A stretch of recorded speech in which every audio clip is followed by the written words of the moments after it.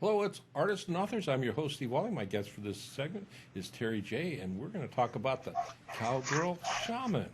So, all right, Terri, we talked shortly before we went on. You have this book out. It's based on your experience, your discoveries, and tell me your story.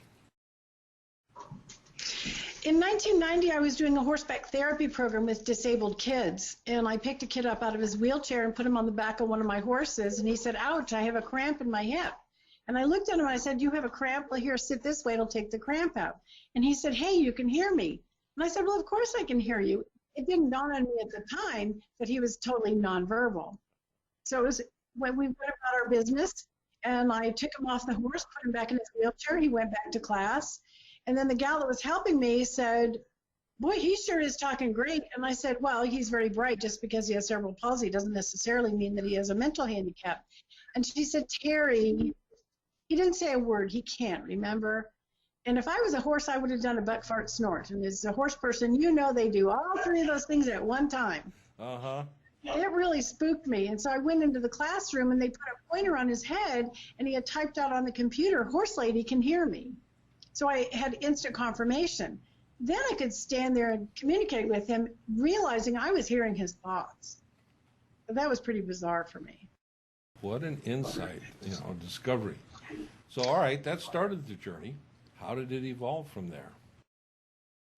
Well, when I went back outside and shared the information with the volunteer that was helping me, she just very matter of fact said, "Well, you should learn to communicate with the horses because I think it's the same thing and all animals are telepathic." Right. And I thought, okay, I'll just do that.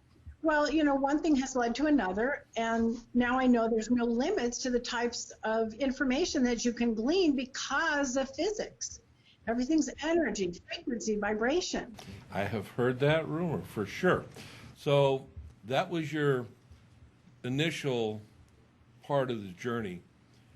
How did you get from there to from communicating to becoming a shaman? Well, I think shaman is a good term for what I do. A shaman is a healer, but a shaman can also communicate with other realms, the other side. Uh-huh. And so I think it is very appropriate. Plus, I love the fact that it makes me an anomaly, because you think of a cowgirl as being really down to earth, and a shaman is working in the ether. They're just diametrically opposed. So one thing led to another, and I would be doing a reading on horses for someone, and they'd say, "Oh, did you hear we lost our daughter?" And I'd say, "Oh, I'm so sorry." And then I'd say, "Wait, I can hear her." And so that's how I started getting into communicating with people on the other side. That's awesome. I've heard a couple of very incredible but credible stories of individuals like you, a talent that I don't have, but possibly could. But, that's just really, Terri, when I use the word bizarre, I'm not using it in a negative way. It's bizarre, like bizarrely incredible,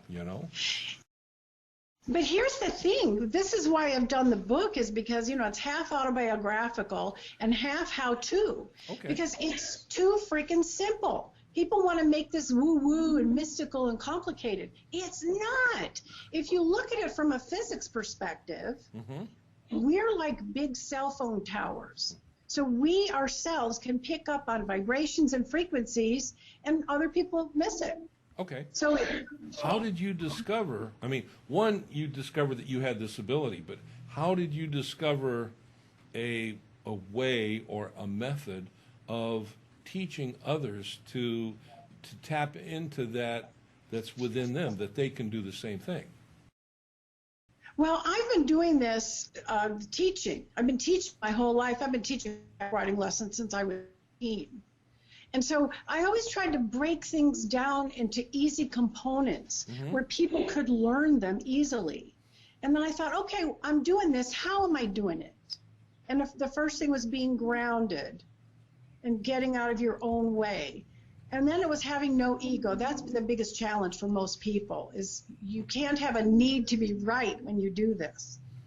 And just what you do with grounding, getting out of your own way.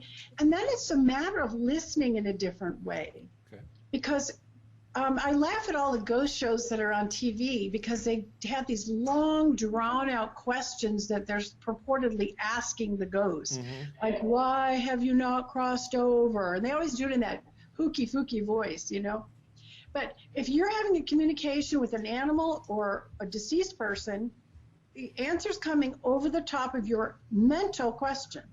So it would sound like this. Did you, oh, well, what about, oh, should, oh, so that fast you're going to get the answer. So if you're too much into what you're asking, if you're not listening fast enough, you're going to miss the information. And like with an animal, it'll come in pulses of information, a taste, a smell, a sound, a feeling. And the feelings can either be emotions or they can be pain. We get a lot of pain issues on some of the horses that I communicate with. Yeah.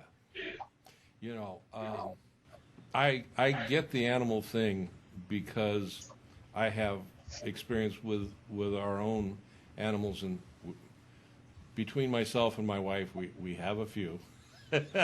But, you know, that connection that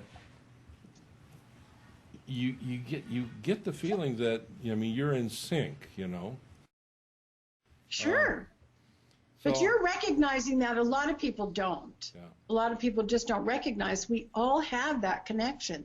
And I love it that the most powerful energy in the universe is love. Yeah. Absolutely. So when I go, and this is what animals teach us, is about unconditional love. And when I connect to my clients, I give them unconditional love.